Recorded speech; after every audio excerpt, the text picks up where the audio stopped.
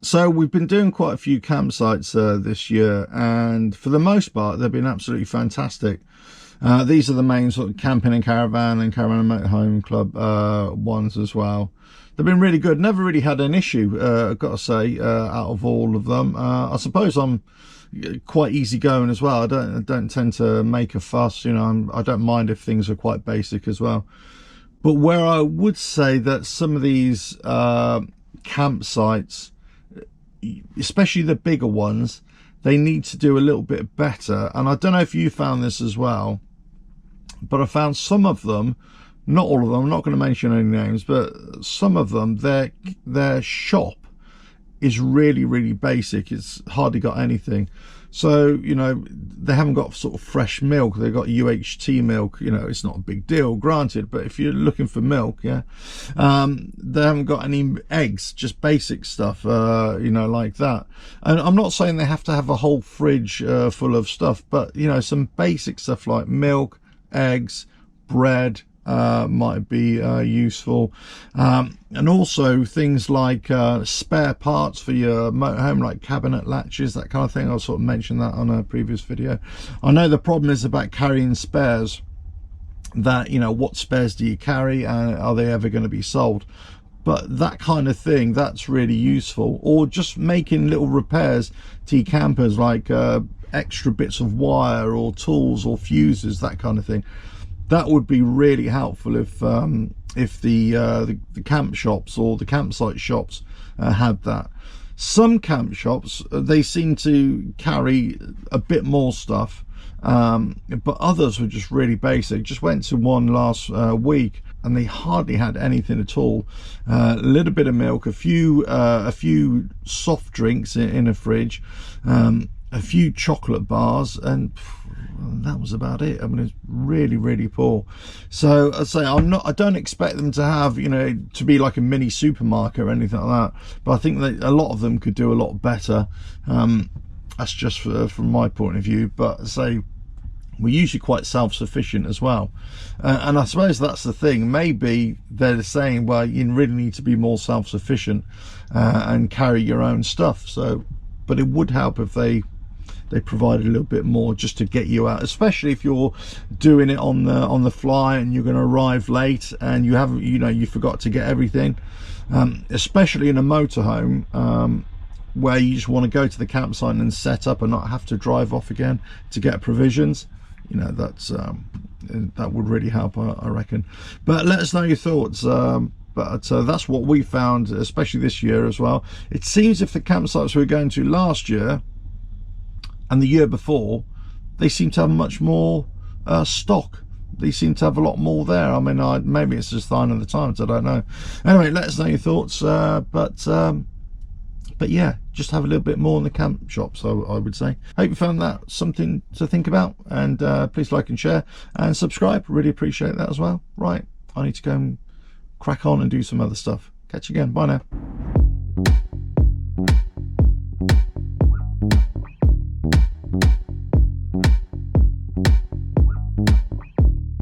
Hello, welcome to the channel. So I thought I'd share my top 3 tips for when you get your first motorhome or camper van, especially if it's an older one. But this works for all vehicles. Okay, my first tip is to get these moisture absorbent pods, or these dehumidifiers, or whatever they are. They're very cheap, but they work great. I got the 20 pack on Amazon for less than £20. And there's a bit of a special deal, but they're still really cheap, and they work great. So in the summer, I have about 3 distributed around the motorhome.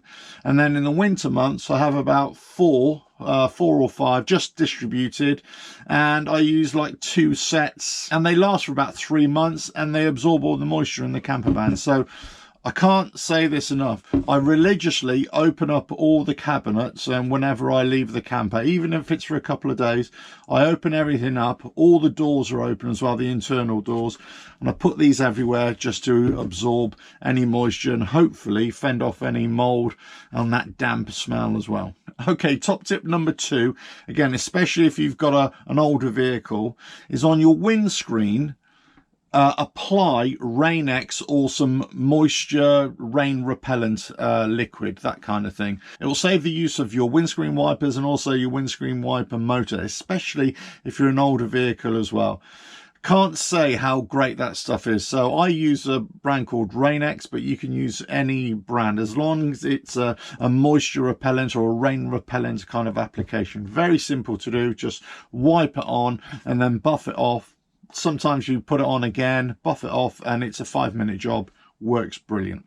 Okay, the third tip that I would say for any motorhome, new or old, for my experience, and this was a game changer for me, is just get a little bit of solar power onto your camper van or onto your motorhome. Now, you watch all the videos and you see lots of people put in really expensive setups, and you don't need it really.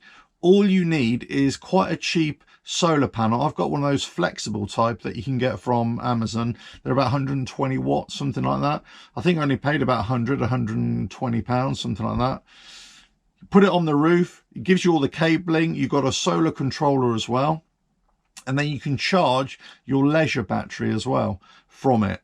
If you buy a separate solar controller that allows you to do 2 batteries separately at the same time, that's even better. So what you can do then is charge your leisure battery and charge your vehicle battery at the same time. And all it does is just trickle charges it all the time. It just keeps it topped up. So especially if you're not driving your motorhome all the time, or you leave it over winter, you'll find that you can come back to it after 3 or 4 months and you just turn the key and the engine will start right up. Brilliant. The best investment I made for about 120, 130 pounds, something like that, maybe 150. It was the best thing ever. So especially if you've got an older motorhome or older batteries as well, you're not too sure, you don't want to invest in new batteries because they can be quite expensive, right? Invest in solar, a cheap solar setup, and it works wonders, really does. Charge your leisure battery and then charge your vehicle battery at the same time. So those are my top 3 tips. Moisture absorbent blocks, rain repellent on the windscreen, and any little bit of solar that you can get to charge up your batteries works great. Right, I hope you found that useful. Please like and share and subscribe. Really appreciate it. Catch you again. Bye now.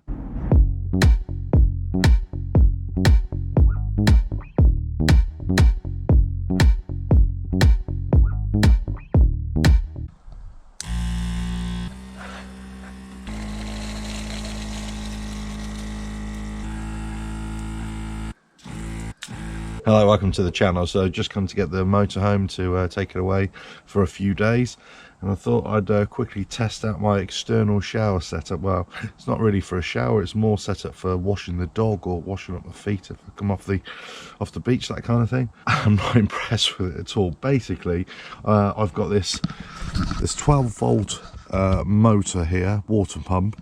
I've got a suction hose that goes into a water barrel. I've got this hose here coming out, and it's gone into a garden hose.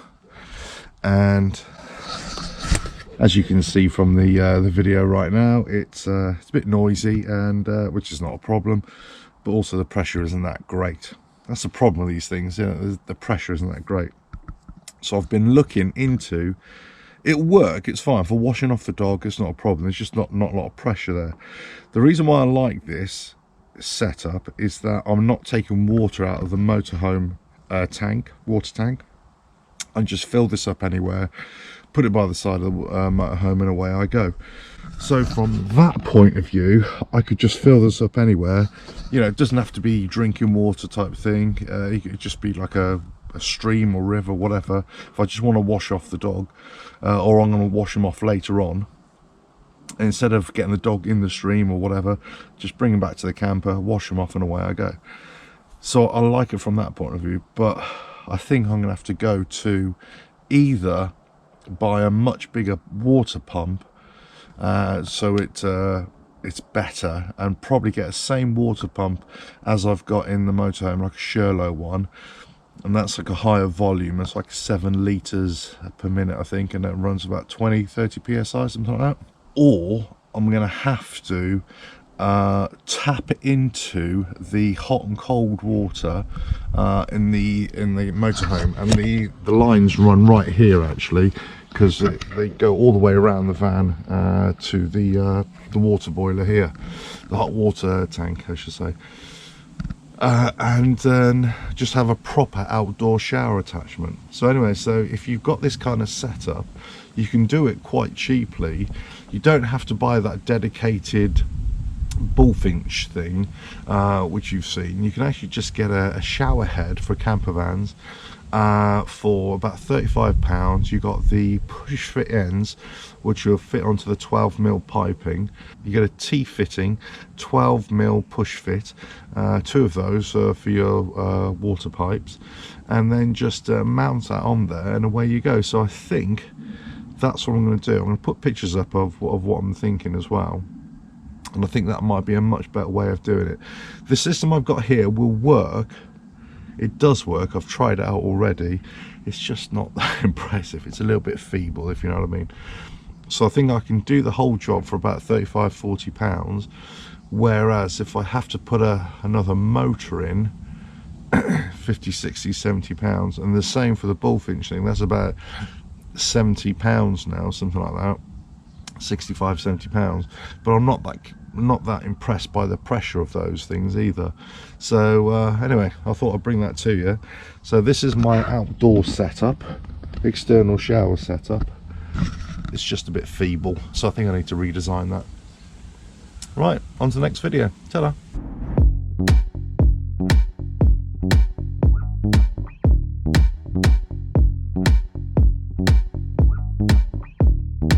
There you go. Find your own way, son. Keep on going. Keep on going. Hello, welcome to the channel. So we've ended up in Charmouth on the south coast, and at the Monkton Wild campsite, and yeah, it's rather good. So arrived yesterday and set up the site, set up camp as it were, pretty toot sweet, and we ended up going down the pub, which is about a 25-minute walk.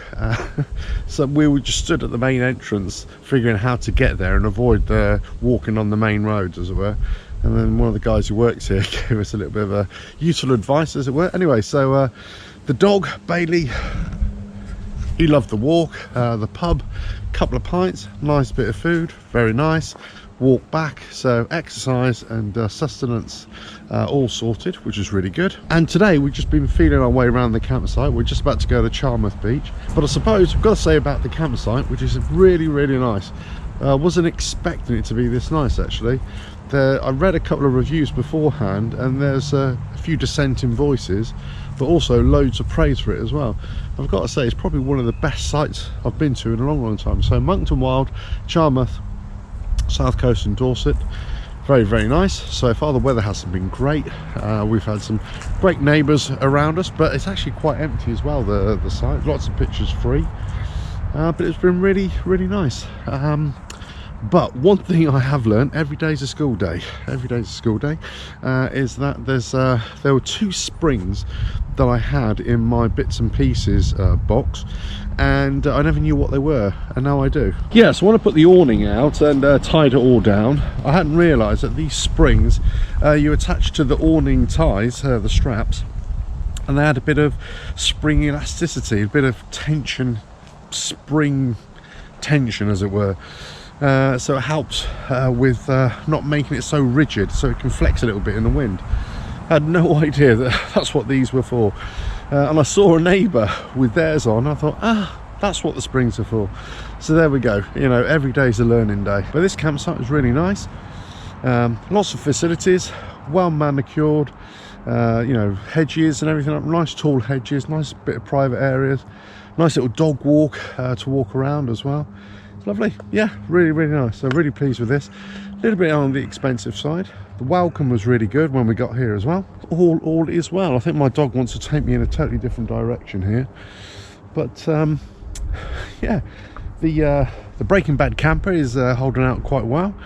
Took us a long time to get down here yesterday. It was about 4 hours in the end. I think it was just traffic really, and you know, slow pace.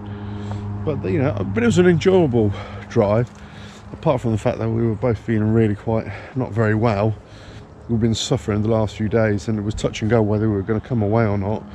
Managed to do it, and yeah, we're still not feeling our best. But all I can say is that the Moncton Wild campsite is really good. It's a little bit in the middle of nowhere, I've got to say, and there isn't a bus route nearby.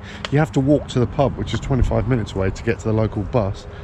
Okay, it is what it is, I suppose. But we're going to drive off down to the beach now and see if we can walk the old Mutley on the beach and get a bit wet.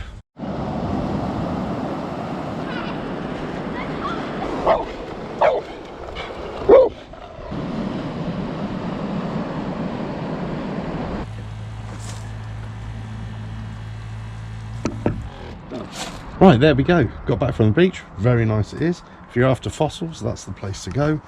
And yeah, baby had a lovely swim. Got very wet.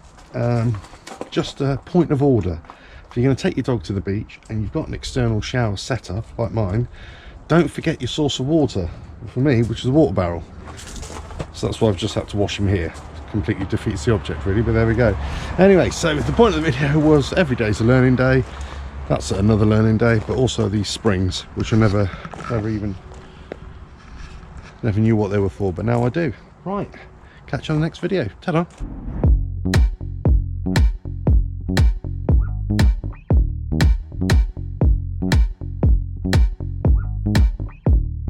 How to replace your cabinet latches on your motorhome or camper van. So if you can find like for like, then that's great. Otherwise you might go for another type of latch. So let me just show you on this cupboard here, for example, the original latches broke, and at the time I couldn't find the exact replacements, so I just got these magnetic type, and there's a magnet on that side and then there's a receiver on that side, and they closes no problem. On this side I had this catch type here, and luckily I was able to find a couple on eBay, I think it was. Anyway, so I got a couple and I replaced that one. Very simple. Just remove the screws, pop the new latch on, put the screws back in, done. The great thing about finding like for like is that it's exactly what you can do. Just remove the screws of the bit that's broken, replace the part, and away you go. If you're having to put new latches on, then you've got to line it all up and everything. So if you can find exactly the same, great. And once you've found them, buy a couple extra as well. That's my advice. If you found the latches, especially if they're a bit hard to find, buy some extra ones. And I suppose this is one criticism I've had of campsites that I've been to the last couple of years. You always have little breakages, and some campsites carry a few spares and others don't. They don't at all. And I know it's a bit of dead stock because you're never really going to know if you're going to sell any of these things from a campsite's point of view, of course. But from our point of view, it would be really handy if they carried some spares. And I say, I know some campsites they do, but many don't. So if they carried a little bit more, it'd be even better for us. But anyway, that's it. So if you need to replace them, just search online, Amazon, eBay, the usual places, or your motorhome caravan stores. And once you found the latches for your motorhome or camper, then buy a couple of extra and just keep them in stock. Right, catch you on the next video. Please like and share, and really appreciate you subscribe as well. Catch you again. Bye now.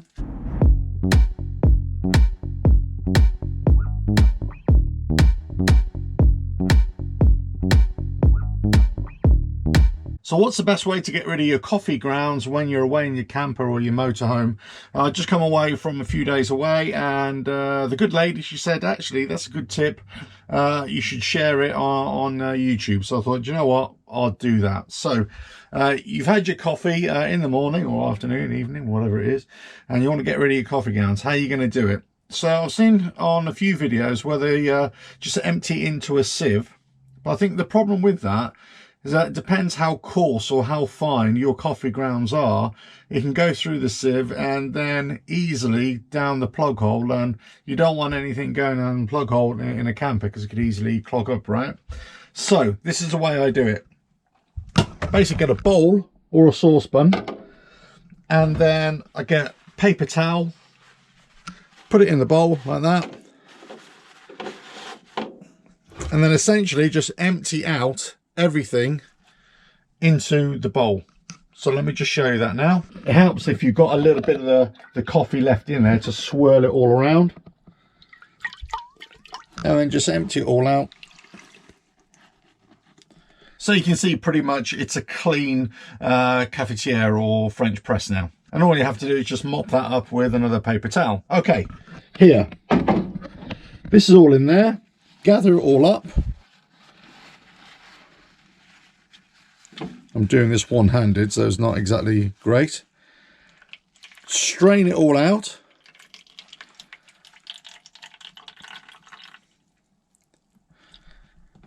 So all that is just, well, dregs of coffee. And then you've got this pouch here, you just put in the bin. Done. No more coffee grounds down the plug hole, especially in your camper or your motorhome. That's it. If you like what I do here, really appreciate it. If you'd like and share and, well, subscribe as well. Catch you again. Ta-da.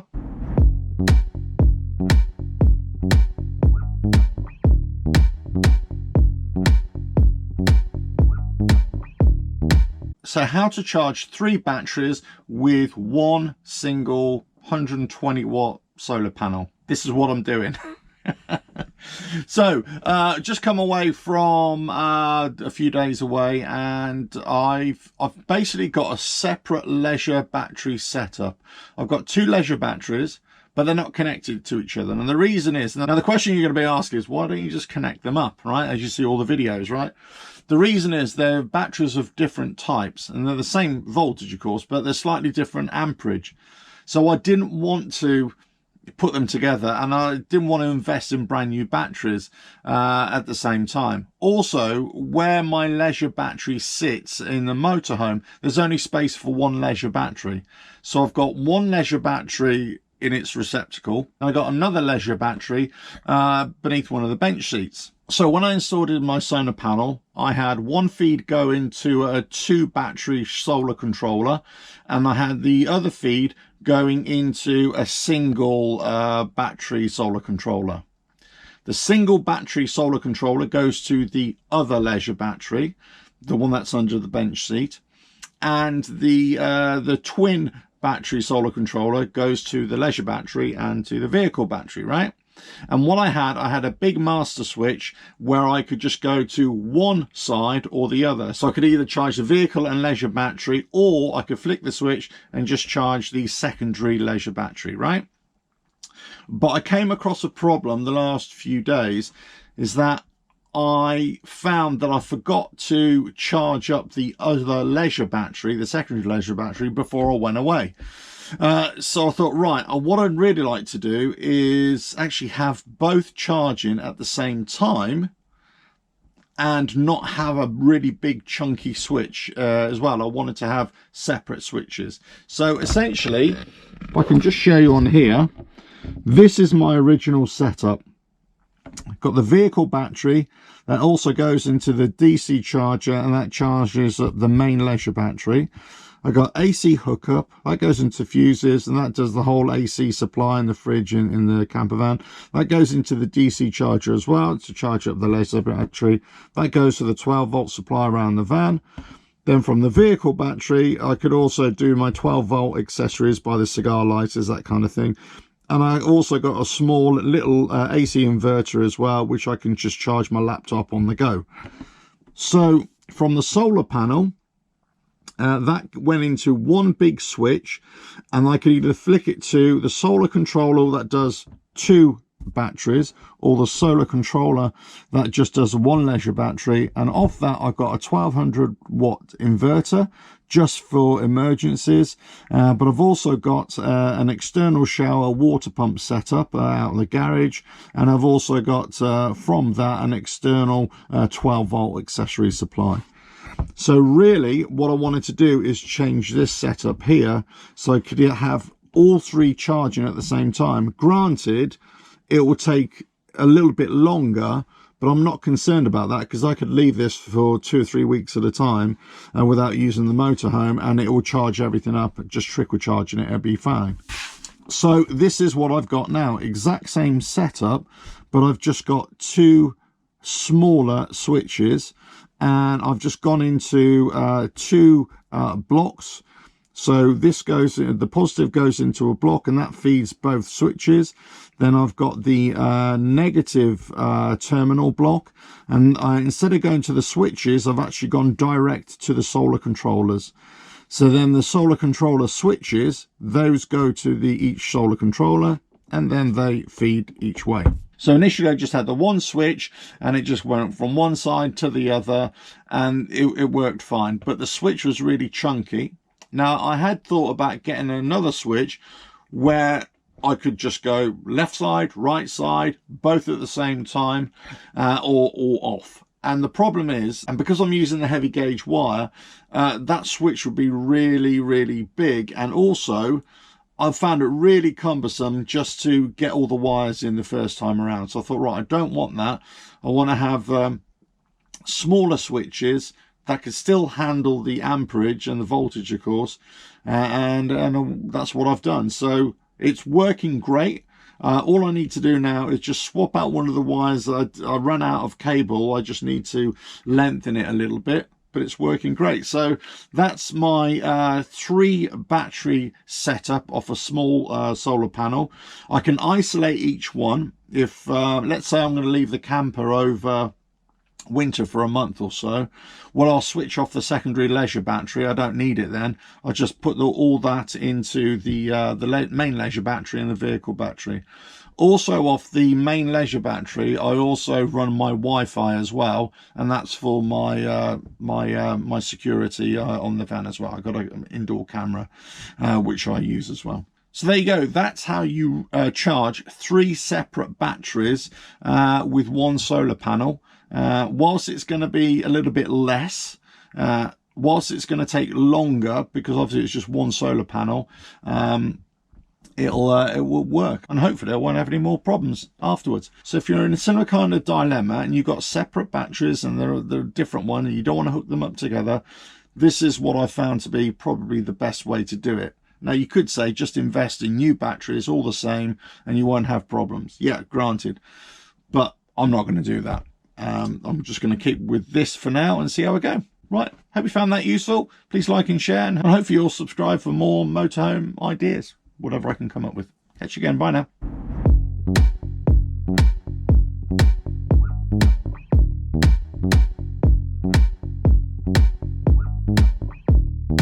So how do I find the best day or overnight camping spots that have got a great lookout or a great view? So what I tend to do is, go on all the apps that you would normally find and people talk about all the time, but essentially I just go back old school. I go back to maps, and I've done this for lots of things, whether I'm doing car stuff, motorbike stuff, that kind of thing. I'm looking for different routes, or just general places of interest. I go back to an ordnance survey map. So I look at the kind of area that I want to go to, get out the ordnance survey map, and I just look at the terrain, and I look at the contour features as well, and I look at all the contour lines. So I'm looking for high spots where I can look out over a valley, that kind of thing. And I'm looking for the lookout point markings on the ordnance survey map as well, and that'll tell me where there's parking and where there's a place that you can generally have a good view as well. So those are the kinds of things I kind of look at. But really, I mean, if you're going to the coast, let's say, then you're going to be trying to look for a spot that looks over the sea, that kind of thing. If you're in the countryside, then you kind of want to look for high places or high spots where you can look out over a valley, that kind of thing. Now, sometimes, obviously, it really depends where you are. They might allow you to park up. There might be designated parking area there for you as well. Or it might just be that it's like a lay-by on the side of the road that you're going to have to stay in, or you might want to camp overnight. It really depends how you're going to do these things. But that's how I find lots of places for us to go and check out in the motorhome, either just for the day or like do an overnight thing as well. So, you know, if we got just if neither of us are working the next day, just quickly get into the camper and off we go, and just go off to a nice place. Hopefully there's a pub nearby as well, and or something to eat. We stock up very basic and just go out for the day, or a day and an overnight stay. And if we get a nice place to look out, especially, you know, you get up in the morning and you want something nice to look at whilst you're having your coffee, that's it. And that's how I do it. Just go back to old school, just look at Ordnance Survey maps, find lookout places, and also look at the contours on the maps as well, just for looking for high ground and valleys. I hope that was useful. Please like and share and subscribe to the channel, and I'll catch you again. Bye now.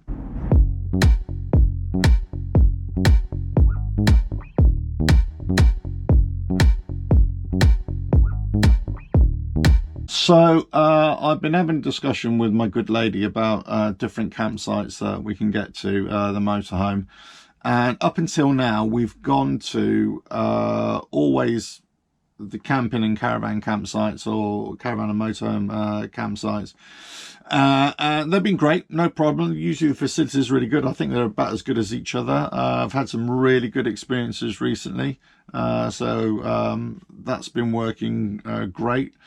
But I wanted to start looking into going into the certified sites and the certified locations, but also maybe if we get caught short, just stay overnight. So I suppose the question is, do we really need electric hookup? For me, the way we run the motorhome, we don't. We got enough power with the leisure batteries just to keep it simple for an overnight or even a couple of days really, and that's usually because we'll only use the 12-volt supply on the van, and also try and charge as much as we can whilst on the go. So we charge up all our phones on the go. If I've got any batteries for cameras, that kind of thing, I'll charge that up as well as we're driving along.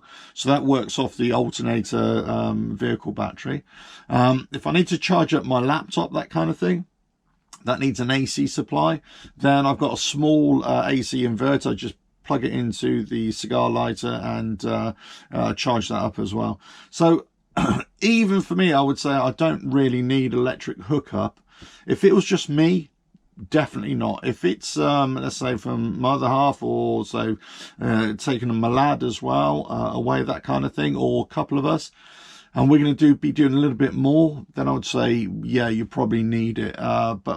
But for the most part, I wouldn't say you need it for the short term, and that's what I'm finding. So if if you're caught out somewhere, or you're a bit reserved about going to a site that hasn't got any electric hookup, or you arrive late and the only pictures that are available are just grass only without any hookup, as long as you've got a leisure battery for the night, you should be absolutely fine, I would say. But obviously you've got to load shed what you actually use. You've got to minimize what you use. You might have to go onto your gas a little bit more.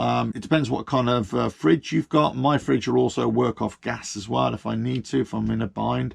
So all that kind of stuff. But as I say, I mean, personally, I actually prefer without hookup. It's more convenient with hookup. Obviously the expenses there as well, but I actually prefer it without hookup, because it's almost like a bit of a challenge really to see what I can use and what I can get away with not using, if you know what I mean. But anyway, I thought I'd share that with you, because myself and my good lady, we've been looking at different sites and just not using electric hookup as much, and seeing how we're going to cope with it really. And the only thing I can really say is that we just have to minimize everything that we're going to be using whilst we're on site, but whilst we're driving, we'll just charge up everything as we go. Right, hope you found that useful. Please like and share, and if you want to subscribe, that would be really appreciated. Thanks a lot. Cheers.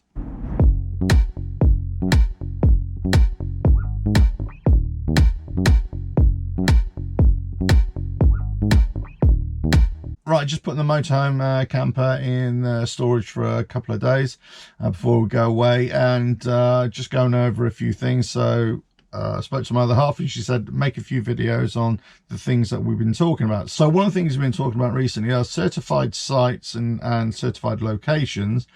Are they better than, you know, the big campsites, which are going to be more expensive and all that kind of stuff? So I suppose it really depends what you're looking for. If you want all the services, if you want all the amenities like a shower block and washing facilities and, you know, all that kind of stuff, then you probably want to go to a big campsite. If you want to be a bit more self-sufficient, if you want a quieter site, maybe something a little bit more in the countryside, off the beaten track a little bit, then for us, go to certified locations, that kind of thing. It really depends also how long you're going to be, what kind of level of campsite you want. I mean, even though certified sites and locations, they're smaller, there's only supposed to have, what, 5 pitches for motorhomes or campers there, they can still be really good. There's still, you know, some farmers or whatever, they can invest quite a bit of money to give you water and electric hookup and, you know, shower blocks and all that kind of stuff. But obviously some don't. They're, you know, they're very, very basic. So for us, I suppose it really depends what we're looking for, really. Up until now, most of the time we've gone to the larger campsites, but I kind of convinced my other half now to say actually we should just go to these other places. There's a lot more of them, and we can get into some really nice locations with a motorhome, and it'll be cheaper as well, or a little bit cheaper, because even the CLs and the CSs have gone up in price as well. Well, certainly I found as well. But, you know, are they necessarily better? Well, I suppose it really depends what you're looking for. Certainly, for the most part, the facilities are going to be less. They're going to be a lot more basic, and you're going to have to be a lot more self-sufficient. And in a lot of cases, they won't have electric hookup as well. So you're going to have to run off your own batteries, that kind of thing. But as I say, for me, if it was just me by myself and I need to get away for a couple of days, or I was working away for a couple of days, I'm going to go in the camper, that kind of thing, I would just go to a local, you know, certified site or location, and, you know, just be done with it. Pay 10, 15 pounds, 20 pounds a night. So much better. But which is better? I don't know. Let me know. Let us know. I mean, any kind of advice really as well from you guys. But as I say, it really depends what level that we're looking for. And I think, you know, if you really want to charge everything up, you know, if you're running low on your batteries and everything, yeah, going to somewhere that you can have electric hookup, that's probably going to be the most important thing. If you can go to a certified site or location that's got all that, you can empty out all your waste, you can fill up, you know, that kind of thing. It's close to maybe shops or pubs or a small town or village or anything where you can stock up on things. Yeah, I would go for those really myself. Hopefully like and share the video, and you subscribe to the channel as well. And hopefully got a few more videos coming every time my good lady tells me I should make a video. Catch you again. Bye now.